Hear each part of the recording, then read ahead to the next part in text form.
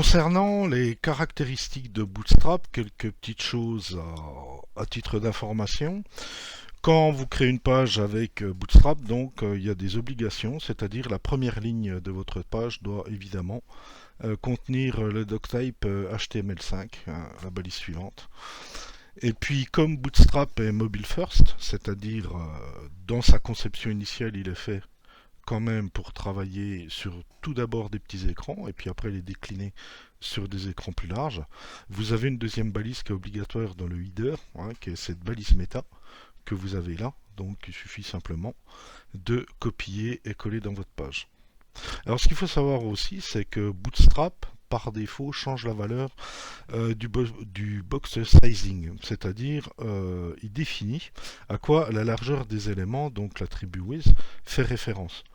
C'est-à-dire, en HTML classique, par défaut, on utilise ce qu'on appelle le content box. C'est-à-dire, les paddings et les bordures viennent en plus de la largeur de l'élément. Alors que Bootstrap, il utilise une autre façon de faire, c'est-à-dire lui, il utilise le border box qui prend la largeur des éléments en incluant les paddings et les bordures. Donc évidemment, il faut le savoir.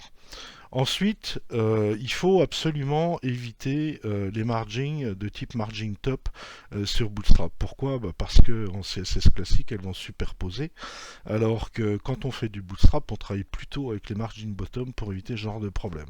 Donc ça, c'est une remarque hein, qu'il faut, enfin, qu'il faut tenir compte pour pas avoir ce genre de problème. Et puis par défaut, je vous conseille aussi de travailler comme ça, c'est que la taille des caractères sont en REM.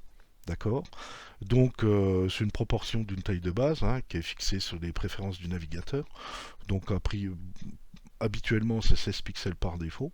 Donc un rem on peut dire que ça fait 16 pixels. Sachant que chacun des internautes évidemment peut modifier cette taille de base. Donc faites attention. Et quand vous travaillez sur des hauteurs, des largeurs, etc. etc. donc préférez nettement le rem.